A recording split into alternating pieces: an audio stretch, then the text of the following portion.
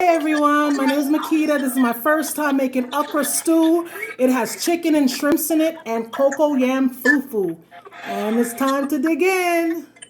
Here we go. They say you do it this way. You see me looking over here? My sister's on the other line. They said to rub it together, right? Something like that. And then you just, you know.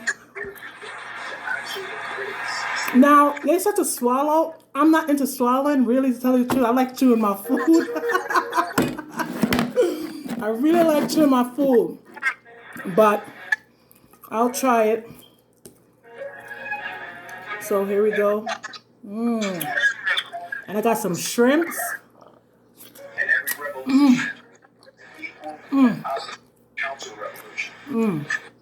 Most people have a really hard time with change. Really good. They feel like they're losing something. Let me try it again. War, most white Southerners feel like they've not only lost a war, Okay. they've lost their way of life.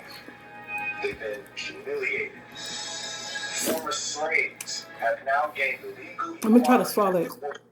I just can't get used to swallowing it yet. I got it true. For all those who don't like people eating with their fingers, it tastes good. It tastes good, so. But, you know, it's a part of the culture. Okay.